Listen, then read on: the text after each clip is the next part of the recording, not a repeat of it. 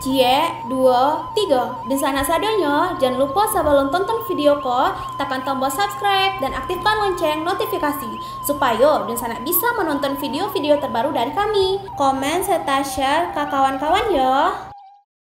Halo penonton channel Kabar Rantau dimanapun kalian berada, selamat datang kembali di video channel Kabar Rantau.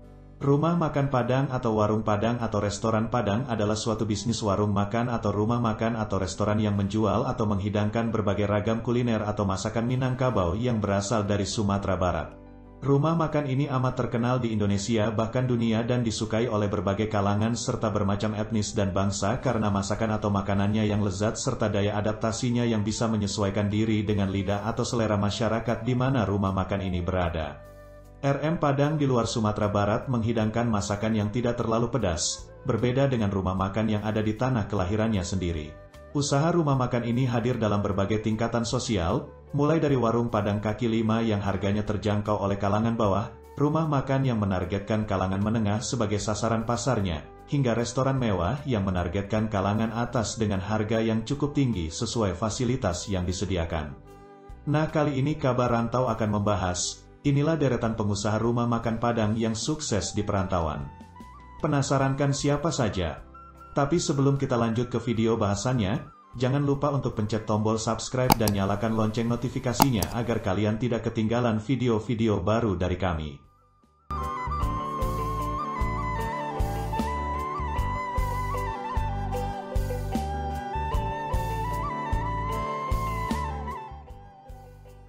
Pertama, RM Simpang Raya. Nursal Zainuddin Bagindo adalah seorang pengusaha rumah makan atau restoran Padang. Ia merupakan pimpinan RM Simpang Raya yang mengelola lebih dari 30 rumah makan atau restoran yang tersebar di berbagai wilayah di Indonesia. RM Simpang Raya bermula dari Bukit Tinggi, Sumatera Barat. Rumah makan ini didirikan oleh Muhammad Nur Datua Maharajo, kakak dari Nursal Z Bagindo. Tahun 1976 Nursal mulai melebarkan sayap ke Pulau Jawa dengan membuka cabang pertama di Cipanas, Cianjur, Jawa Barat, melalui cara kerjasama dengan pemilik lokasi. Baru pada awal tahun 1980-an, Nursal mengembangkan usaha ke Jakarta dan sekitarnya dengan membuka cabang pertama di Jalan Kramat Raya, Jakarta Pusat, lalu di Ancol, Jakarta Utara, serta di Jalan Margonda Raya, Depok pada tahun 1996. Setelah berhasil di Jakarta dan sekitarnya, Nursal kembali membuka cabang baru di daerah Bandung dan sekitarnya. Cabang pertama di Jalan Asia Afrika, kemudian di Jalan Insinyur Haji Juanda Dago, di Jalan Raya Cipacing, Rancaekek, serta di Jalan Terusan Paster. Nursal juga membuka cabang di Jalan Raya Gadok, Ciawi, Bogor, Jawa Barat. 2. RM Sederhana. Bustaman, lahir di Lintau Buo, Tanah Datar, Sumatera Barat, tanggal 11 September tahun 1942, adalah seorang pengusaha asal Indonesia. Dia merupakan pendiri sekaligus pemilik jaringan restoran sederhana. Semasa kecil Bustaman hidup susah. Bermacam-macam pekerjaan telah ia jalani, dari menjual pisang goreng hingga sebagai kernet. Setelah cukup umur, ia pergi merantau ke Jakarta. Di sini ia mengawali karirnya sebagai pedagang asongan, dan pada tahun 1972 membuka warung makan Padang di kawasan Bendungan Hilir, Jakarta. Dalam mengelola restoran, Bustaman selalu menyesuaikannya dengan lidah orang kebanyakan, sehingga ia mengurangi rasa pedas dalam masakannya. Ia juga memiliki hidangan khusus, yakni ayam pop yang telah dikenal luas. Pada tahun 1997, Bustaman mematenkan merek dagang sederhana ke Direktorat Jenderal Hak Atas Kekayaan Intelektual, dan mewaralabakan merek tersebut. Sejak itu usahanya terus berkembang. 3. RM Putra Minang. Haji Mahyudin, pendiri sekaligus pemilik jaringan RM Putra Minang. Awalnya dia hanyalah seorang penjual bumbu basah seperti cabai giling, bumbu rendang, dan lain-lain di pasar di daerah Pariaman. Pada 1994 Mahyudin datang ke Jakarta dan merintis usaha mulai dari menjual bumbu basah hingga akhirnya mendirikan warung makan masakan Padang di daerah Ciledug, Tangerang, Banten. Warung makan yang didirikan awalnya hanya memiliki 4 meja makan. Tak disangka banyak pelanggan yang datang dan namanya pun mulai terkenal sehingga akhirnya usaha dapat berkembang pesat dan bahkan saat ini telah menjadi 65 outlet dengan karyawan sekitar 1.100 orang. Bermodalkan duit, doa, usaha, ikhtiar, dan tawakal, kegigihan, dan kerja keras yang dilakukan oleh Haji Mahyudin, usahanya terus berkibar. 4. RM Pagi Sore. Usmar dan Haji Sabirin, dua pria asal Bukit Tinggi, Sumatera Barat ini adalah pendiri usaha Pagi Sore ini. Keduanya memulai dengan menyewa sebuah tempat kecil di Jalan Sudirman, Palembang, Sumatera Selatan sekitar tahun 1973. Usaha ini kemudian berkembang dengan pendirian beberapa cabang baru yang masih berlokasi di sekitar kota Palembang. Ekspansi pertama ke Jakarta baru dilakukan pada tahun 2006 dengan dibukanya cabang baru di Rawamangun, Jakarta Timur oleh anak Haji Sabirin, yaitu Haji Armaidi dan Abdul Satam. Kemudian berlanjut dengan pendirian cabang baru lainnya di Jalan Cempaka Putih Raya, Cempaka Putih, Jakarta Pusat. Restoran Pagi Sore yang berbasis di kota Palembang ini kini sudah beroperasi di beberapa lokasi, sebagian besar di wilayah selatan Sumatera terutama kota Palembang. Selain di Jakarta, juga ada di Bangka, Kayu Agung, Jambi, dan Sungai Lilin. Tak hanya di dalam negeri saja, mereka juga memperluas bisnis ini dengan mendirikan cabang di negara lain, yaitu Singapura.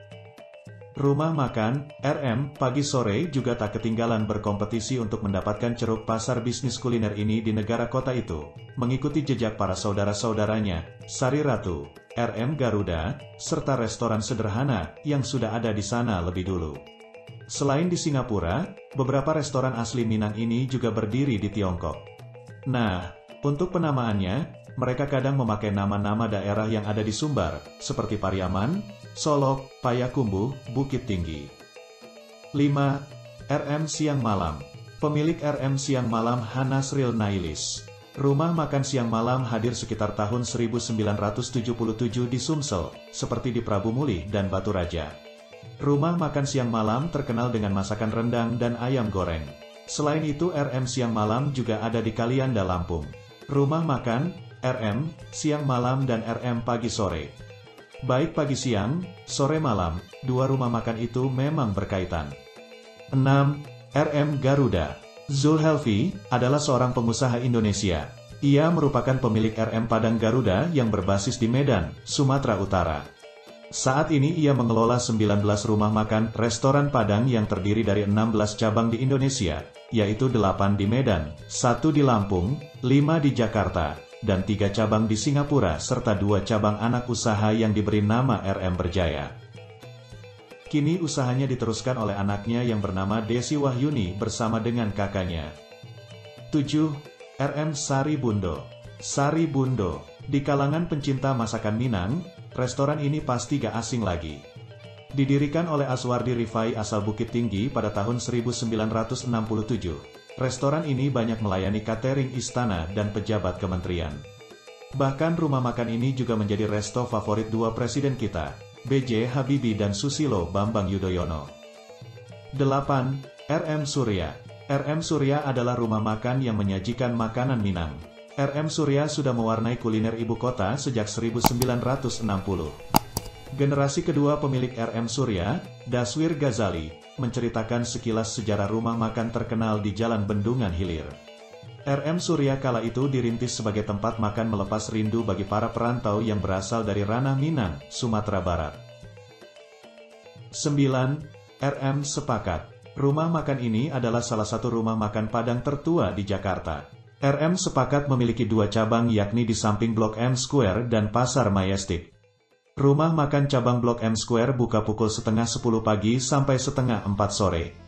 Tak heran pengunjung berbondong-bondong datang saat makan siang. 10. RM Sabana Nasi Kapau. Sang pemilik Haji Moh Nasir menceritakan perjalanannya dalam mendirikan warung nasi kapau. Nasir sempat merasakan bergonta-ganti bisnis. Pada tahun 1960, Nasir yang masih bujang memutuskan untuk berkelana ke ibu kota karena di Bukit Tinggi dirinya diminta orang tuanya untuk menjaga toko Mika. Di Jakarta, pria asal Bukit Tinggi itu memulai bisnis dengan berjualan martabak. Nasi kapau mulai dijajakan Nasir dengan menggunakan tenda bongkar pasang. Dia menceritakan pada saat belum mendapatkan fasilitas, nasi kapau miliknya seringkali berurusan dengan Satpol PP. Warungnya memiliki lebih dari 20 menu. Namun, dia menyebut ada 2 menu yang paling diminati, yakni nasi kikil dan bebek cabai hijau. Nasir menerangkan, pengolahan kikil juga melalui proses yang cukup panjang. Kikil terlebih dahulu dibakar, kemudian dikeruk bulunya dan direbus selama 5 jam, sehingga rasanya empuk dan enak. 11. RM Makciak. Kedai Makciak ini dibuka sejak tahun 2015. Semua makanan yang ada di sini merupakan resep dari keluarga dan di sini semua makanannya dibuat secara fresh sehingga kualitasnya terjaga. Sambal lado mudo di Makciak juga berbeda dengan rumah makan Padang lainnya. Di sini sambal lado mudo diulek kasar, dengan bahan-bahan tomat hijau, cabai hijau, minyak, dan jeruk nipis. Menurut Pak Rizal sang pemilik, rasa gurih dari sambal bukan berasal dari MSG, melainkan dari sedikit susu kental manis, sehingga warna sambal tidak hitam. Sekarang kedai Makciak ini sudah punya 5 cabang. Sehari bisa laku lebih dari 1000 piring. Tujuan dibukanya Makciak untuk menyajikan makanan Padang yang enak dan orang puas. Jadi tidak hanya memikirkan untungnya saja. 12. RM Bajamba Kapau. Zulhendrif Adisena Rusat Bandaro Labia adalah pemilik RM ini. Ciri khas rumah makannya adalah makan bajamba. Jika ada tamu atau pengunjung yang minta makan bajamba, maka pihak rumah makan akan menyediakannya termasuk tukang pasambahannya. Sedangkan soal nama RM Bajamba, katanya, dimaksudkan untuk menggali, melestarikan dan mengembangkan tradisi Minang dalam bentuk kuliner dan makanan dalam bentuk makan bajamba. Bajamba Kapau buka tidak hanya di Bukit Tinggi, tapi juga ada di Bogor dan Cibinong. Diakuinya, keinginannya membuka rumah makan di Bukit Tinggi bukan untuk mencari keuntungan semata, tapi yang paling utama adalah untuk membuka lapangan kerja dan membangun kampung halaman. 13. RM Pondok Salero. Bapak Ajay, pengelola Pondok Salero. Nasi Padang legendaris berlauk rendang hitam Bukit Tinggi. Kuliner di Jalan Biak tak hanya soto dan sop kaki kambing saja. Ada juga nasi Padang legendaris berlauk rendang hitam Bukit Tinggi. Nasi Padang racikan Pondok Salero yang ada di ujung Jalan Biak. Meski hanya menempati tenda kaki 5 sederhana, kelezatan ragam lauk Minang di sini sudah tersohor. 14. RM Nasi Kapau Uni Upik. Nasi Kapau Uni Upik beralamat di Jalan Kramat Raya 11-13. Senen, Jakarta Pusat, sentra nasi kapau. Yang membedakan antara nasi kapau dengan Padang adalah ususnya di mana untuk nasi kapau. Pada ususnya diisi oleh susu sapi yang dibekukan kemudian disiram oleh kuah gulai. Selain itu banyak sekali pilihan lauknya ada gajebio, bebek ijo, rendang bebek, jengkol, rendang sapi, usus, lempa, telur dan banyak lagi. 15. RM Nasi Kapau Ciman.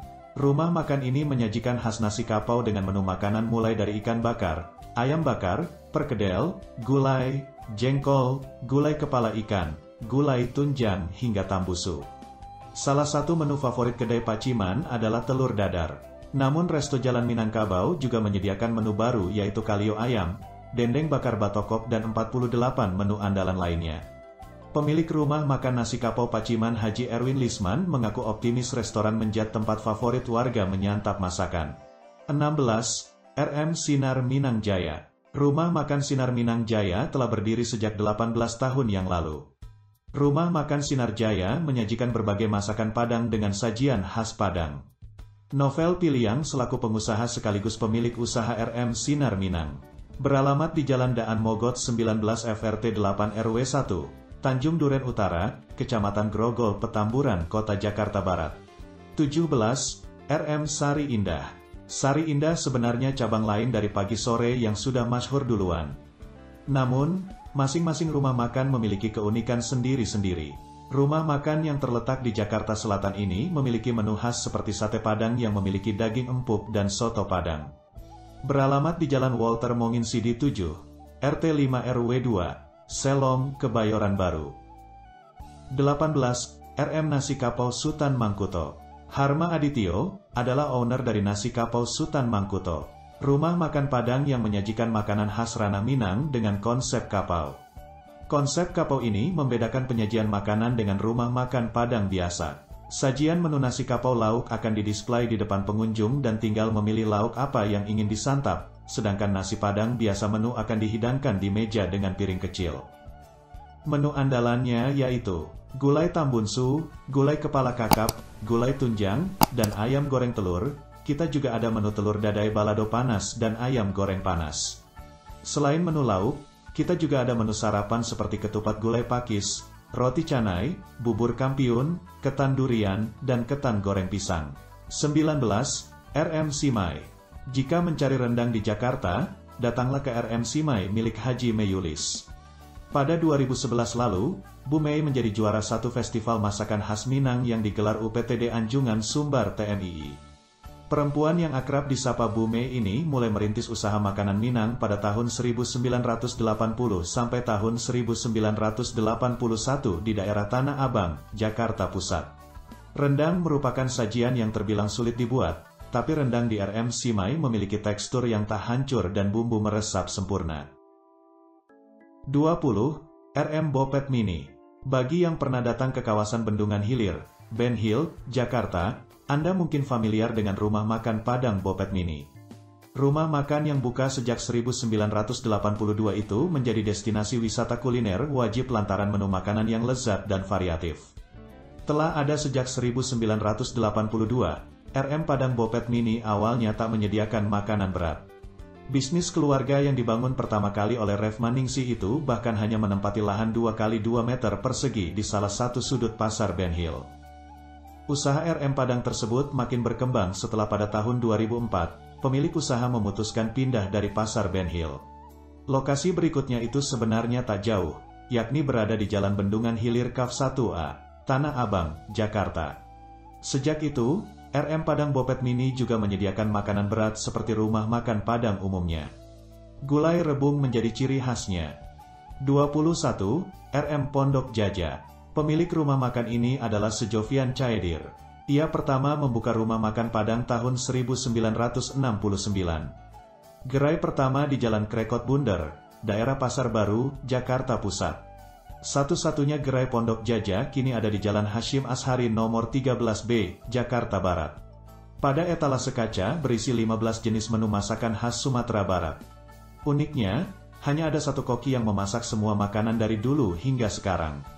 Yang memasak istri dari pemilik rumah Padang ini, dari pertama kali buka. Sekarang usianya 84 tahun. Resep dan cara masak tradisional adalah rahasia suksesnya RM Pondok Jaja. Dari 15 menu yang tersaji di etalase, bukan rendang yang paling diincar, menu paling favorit di sini adalah ayam goreng, lengkap dengan serundeng yang harum dan khas. 22. RM Trio Jaya. Siapa yang tak suka dengan masakan Padang? Kuliner satu ini selalu jadi pilihan saat lapar melanda. Rumah makan yang hampir selalu ada di setiap wilayah ini, memang memiliki cita rasa tersendiri. Namun, tidak semua rumah makan Padang menyediakan menu ayam pop. Hanya beberapa rumah makan saja, yang menyertakan ayam pop dalam daftar menunya. Seperti rumah makan Padang Trio Jaya, di Jalan Kumbang nomor 1 Bogor Baru, Kecamatan Bogor Tengah ini, menyediakan menu ayam pop dan kepala kakap sebagai menu andalannya. Seporsi paket nasi ayam pop di Trio Jaya ini, dibanderol hanya Rp17.000. Selain ayam pop, ada menu lainnya seperti rendang, dendeng balado, paru, ayam bakar, cumi, udang, ikan goreng, dan ikan asin. 23. RM Minang Maimbau. Rumah makan yang beralamat di Indarung ini menyediakan gulai kambing dengan rasa yang khas. Gulai kambing yang disajikan memiliki cita rasa berbeda dari gulai kambing lainnya, sehingga tak perlu diragukan lagi. Pemilik rumah makan Minang Maimbau, Nuryanti. Ada berbagai jenis sambal yang disediakan, seperti gulai ayam, goreng ikan, rendang, dan lainnya, sehingga ada berbagai pilihan yang disajikan kepada pelanggan untuk menikmati makanannya. 24. RM Minang Natrabu. Rahimi Sutan lahir di Payakumbuh, Sumatera Barat, tanggal 17 Juli tahun 1927, meninggal di Denpasar, Bali tanggal 7 November tahun 2012, adalah seorang pengusaha Indonesia yang menggeluti bisnis travel dan rumah makan. Sejak usaha travel berdiri tahun 1958, usaha nasi Padang sudah mendampingi sebagai usaha sampingan. Waktu menentukan, usaha nasi Padanglah yang hingga kini tak hanya bertahan bahkan melesak di jajaran atas. Di masa awal usaha nasi Padang, Ibunda Rahimi turut serta dalam urusan meracik bumbu hingga cita rasa itu, khususnya di beberapa makanan, tak tersiingi di rumah makan Padang lain sampai kini. Rendang adalah unggulan utama Natrabu. Selain rendang, dendeng di sini juga jadi jagoan. Tak seperti di tempat lain, di sini dendeng dan cabai merah dipisah. Dendeng dan rendang sama-sama empuk. 25. Cikang Resto. Bicara soal rumah makan Padang, Anda mungkin terbayang aneka masakan yang disusun di etalase kaca, sajian hidang di atas meja, juga interior rumah makan yang apa adanya. Semua itu tak akan Anda temukan di Cikang Resto. Dengan interior bernuansa kayu dan furnitur modern, rumah makan Padang ini menawarkan cita rasa Padang kekinian. Resto ini berlokasi di Puri Indah Mall, Jakarta Barat. Ini merupakan cabang kedua Cikang Resto. Cabang pertama berlokasi di kawasan Menteng, Jakarta Pusat. Dr. Ivan Sini, pemilik Cikang Resto, ingin menghadirkan kekayaan kultural dan sejarah ranah Minang yang belum terungkapkan. Salah satunya ada di kawasan Pondok, yang menjadi bukti harmonisasi antara warga keturunan Tionghoa dengan warga asli Minang dan etnis lain. Menu masakan Padang yang bisa ditemukan di restoran ini antara lain dendeng batokok, gulai paku, bebek lado hijau, ayam bakar, sate Padang, dan soto Padang. Selain itu ada pula nasi goreng Bukit Tinggi, ikan bakar, rendang, ayam pop, katupek sayur, ayam gulai, terung sambal hijau, dan sambal lado ijo. Itulah deretan pengusaha rumah makan Padang yang sukses di perantauan. Tidak terasa kita sudah di penghujung video. Jangan lupa untuk like, komen dan subscribe. Semoga video kali ini bisa menambah pengetahuan penonton channel Kabar Rantau sekalian. Terima kasih sudah menonton. Sampai jumpa di video menarik lainnya.